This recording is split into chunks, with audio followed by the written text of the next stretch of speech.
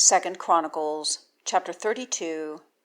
After these things and this truth, Sennacherib king of Asshur has come. Indeed, he comes to Judah, and encamps against the city of the bulwarks, and says to break into them himself. And Hezekiah sees that Sennacherib has come, and his face is to the battle against Jerusalem. And he takes counsel with his heads and his mighty ones to stop the waters of the fountains that are at the outside of the city. And they help him, and many people are gathered. And they stop all the fountains, and the brook that is rushing into the midst of the land, saying, Why do the kings of Asshur come, and have found much water? And he strengthens himself, and builds the whole wall that is broken, and causes it to ascend to the towers, and at the outside of the wall builds another, and strengthens Millo in the city of David, and makes darts in abundance and shields. And he puts heads of war over the people, and gathers them to him, to the broad place of the gate of the city, and speaks to their hearts, saying, Be strong and courageous, do not be afraid, nor be cast down from the face of the king of Asshur, and from the face of all the multitude that is with him. For with us are more than with him. With him is an arm of flesh, but with us is our God Yahweh, to help us and to fight our battles. And the people are supported by the words of Hezekiah king of Judah. After this, Sennacherib king of Asshur has sent his servants to Jerusalem, and he is by Lachish and all his power with him, against Hezekiah king of Judah, and against all Judah who are in Jerusalem, saying, Thus said Sennacherib king of Asshur, On what are you trusting and abiding in the bulwark in Jerusalem? Is Hezekiah not persuading you to give you up to die by famine and by thirst, saying, Our God Yahweh delivers us from the hand of the king of Asshur? Has Hezekiah himself not turned aside his high places and his altars, and speaks to Judah and to Jerusalem, saying, You bow yourselves before one altar, and you make incense on it?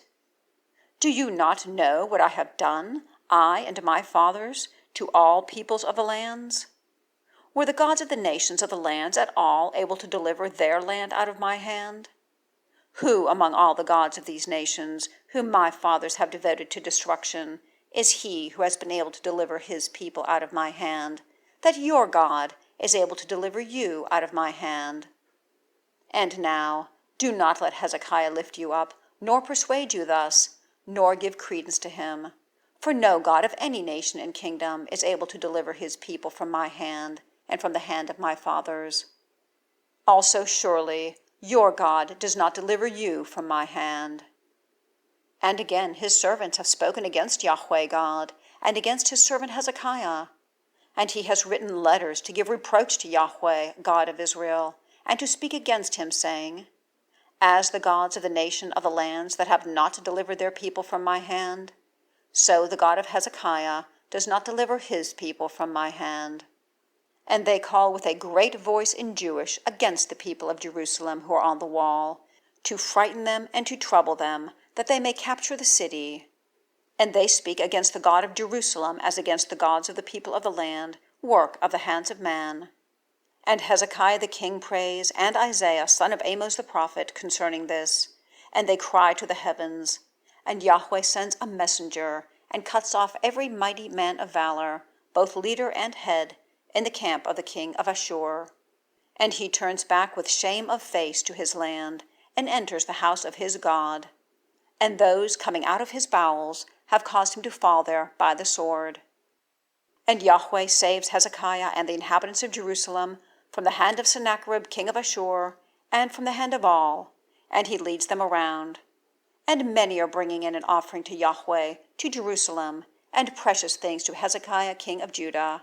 And he is lifted up before the eyes of all the nations after this. In those days Hezekiah has been sick even to death, and he prays to Yahweh, and he speaks to him, and has appointed a wonder for him. And Hezekiah has not returned according to the deed done for him, for his heart has been lofty, and there's wrath on him and on Judah and Jerusalem. And Hezekiah is humbled for the loftiness of his heart, he and the inhabitants of Jerusalem, and the wrath of Yahweh has not come on them in the days of Hezekiah. And Hezekiah has very much riches and honor, and he has made treasures for himself of silver and of gold, and of precious stone, and of spices, and of shields, and of all kinds of desirable vessels, and storehouses for the increase of grain, and new wine, and oil, and stalls for all kinds of livestock, and herds for stalls. And he has made cities for himself, and possessions of flocks and herds in abundance, for God has given very much substance to him. And Hezekiah himself has stopped the upper source of the waters of Gihon, and directs them beneath to the west of the city of David. And Hezekiah prospers in all his work. And so, with the ambassadors of the heads of Babylon, those sending to him to inquire of the wonder that has been in the land, God has left him to try him, to know all his heart. And the rest of the matters of Hezekiah and his kind acts, behold, they are written in the vision of Isaiah, son of Amoz the prophet, on the scroll of the kings of Judah and Israel.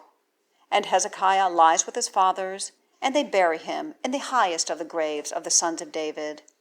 And all Judah and the inhabitants of Jerusalem have done honor to him at his death, and his son Manasseh reigns in his stead.